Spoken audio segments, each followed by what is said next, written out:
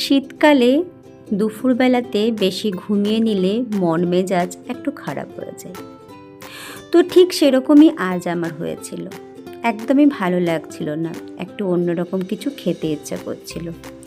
টক ঝাল পকোড়া তো আমরা ডেলি খাই, তো ভাবলাম ছোলা সিদ্ধ রাখা যখন আছে একটু টক ঝাল করে ছোলা মাখা বানানো যাক। কিভাবে বানাচ্ছি এই ছোলা মাখা সেই রেসিপিটাই তোমাদের সঙ্গে শেয়ার করব।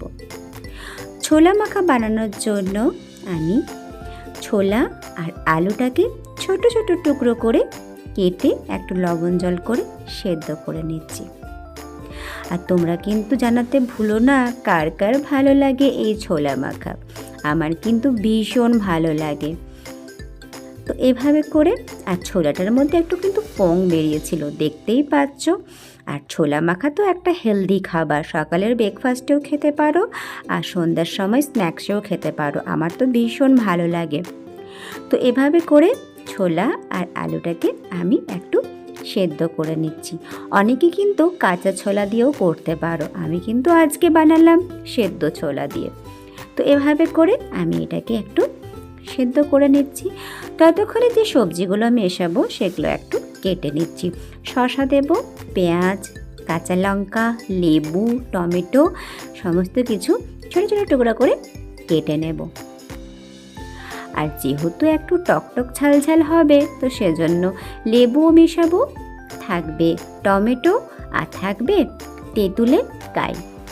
তো একটু টকটক বানাবো। তোমরা চাইলে কিন্তু টকের পরিমাণটা একটু কম করতেই পারো, কিন্তু যেহেতু একটু টক ঝাল বানাবো তো সেজন্য একটু টকের পরিমাণটা আমি বেশি দেব। তো এভাবে করে আমি সমস্ত সবজিগুলোকে ছোট ছোট টুকরো করে কেটে নিচ্ছি।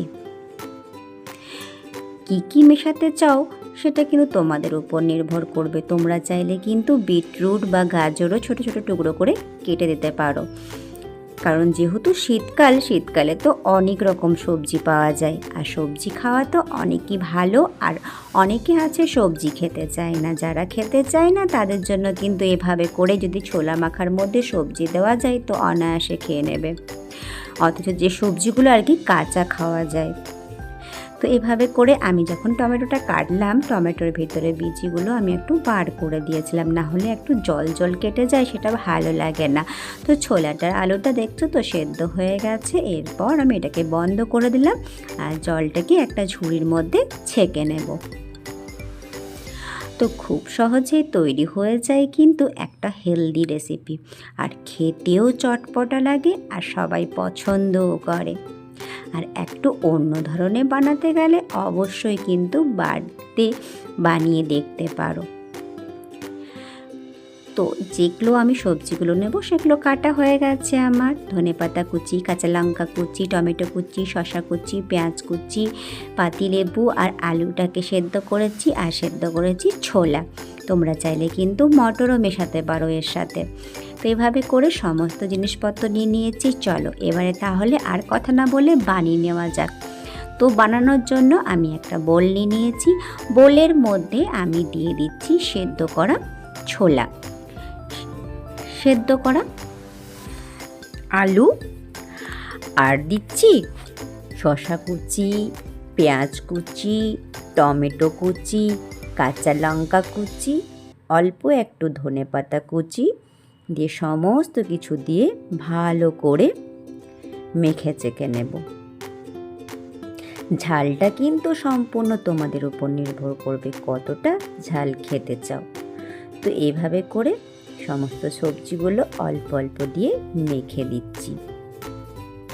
আর আলুগুলো এভাবে ছোট ছোট টুকরো করে আমি সেদ্ধ করে নিয়েছিলাম। তো দেখতেই পাচ্ছ, দেখতেই অত সুন্দর হচ্ছে, তাহলে খেতে কত সুন্দর হবে। মিশিয়ে দিলাম অল্প একটু চাট মশলা, দিচ্ছি কালো লবণ স্বাদ অনুযায়ী, আর দিচ্ছি ভাজা মশলা, গোটা জিরে আর শুকনো লঙ্কাকে একটু খালি কড়াইয়ে নেড়ে পাউডার বানিয়ে নিয়েছিলাম। সমস্ত কিছু দিয়ে ভালো করে নেড়ে চেড়ে নেব। আর এত সুন্দর একটা গন্ধ বেরিয়েছে, ভীষণই ভালো লাগছে। ভালো করে মেখে চেকে নিয়ে এরপর মিশিয়ে দেব তেঁতুলের কাই। তেঁতুলটাকে আমি এভাবে অল্প একটু জল দিয়ে ভিজিয়ে রেখেছিলাম, সে তেঁতুলের কাই একটু মিশিয়ে দিলাম। তোমরা চাইলে কিন্তু এটা স্কিপ করতে পারো বা চাইলে কিন্তু তেঁতুলের আচারও মেশাতে পারো। আমি কিন্তু অল্প একটু লেবুর রসও দিলাম। আমি দু ধরনের টক ব্যবহার করলাম, তেঁতুলের আর লেবুর রস, পাতি লেবুর রস, একটু টক বানাবো বলে। তো দেখতেই পাচ্ছ সমস্ত কিছু দিয়ে মাখা হয়ে গেছে আর গন্ধটাও কিন্তু খুব সুন্দর বেরিয়েছে। তোমাদের কার কার ভালো লাগে এই ছোলা মাখা খেতে অবশ্যই কিন্তু কমেন্ট সেকশনে জানিও। আমি কিন্তু শসার খোসাগুলো ছাড়াইনি, এভাবে করেই রেখেছি, কারণ শসাটা একদম ফ্রেশ ছিল, তো সেজন্য শসার খোসাটা আমি আর ছাড়াইনি। আর একটা অপরূপ সুন্দর গন্ধ বেরিয়েছে, ভীষণই ভালো লাগছে। একদম দোকানের মতো স্টাইলের ছোলা মাখা তৈরি হয়ে গেছে। তোমরাও কিন্তু যদি অন্যরকম কিছু খেতে ইচ্ছে করে, অবশ্যই চটপটা কিছু যদি খেতে ইচ্ছে করে, এভাবে করে ছোলা মাখা বানিয়ে দেখো। আশা করি তোমাদের ভীষণ ভালো লাগবে। আর তোমাদের যদি আমার আজকের এই ছোলা মাখার রেসিপি ভালো লেগে থাকে, তাহলে যেটা করতে হবে সেটা হচ্ছে লাইক, কমেন্ট, শেয়ার কোনোটাই কিন্তু করতে ভুলো না। আর নতুন বন্ধুদের কাছে তো অনুরোধ রইলই, তোমরা কিন্তু আমার চ্যানেলটিকে সাবস্ক্রাইব করে আমার পরিবারের সদস্য হয়ে যাবে। আর পাশে থাকা বেল আইকনটি অবশ্যই অন করে দিও। তো চলো, এরপর আমার বর অনেকক্ষণ ধরে অপেক্ষা করে আছে কখন আমি ওকে ছোলা মাখা দেব। তো ওর জন্য একটা বাটিতে আমি তুলে নিলাম, ওকে এবারে দিয়ে দিই। কারণ ছোলা মাখা এতটাই চটপটা হয়েছিল, এত সুন্দর টক আর ঝাল হয়েছিল, আমারই জিভ থেকে জল বেরোচ্ছিল আর ভালোই লাগছিল না অপেক্ষা করতে, কখন মনে হচ্ছিল যে মুখের মধ্যে ঢুকিয়ে ফেলি।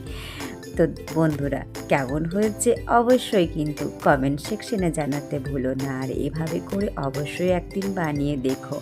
আর তোমাদের ভালো ভালো কমেন্টের অপেক্ষায় কিন্তু আমি থাকলাম। তোমরা কিন্তু ভালো ভালো কমেন্ট করতে একদমই ভুলো না। আবারও দেখা হবে তোমাদের সাথে নতুন কোনো একটা ভিডিওতে। ততক্ষণের জন্য তোমাদের সবার কাছ থেকে আমি বিদায় নিলাম।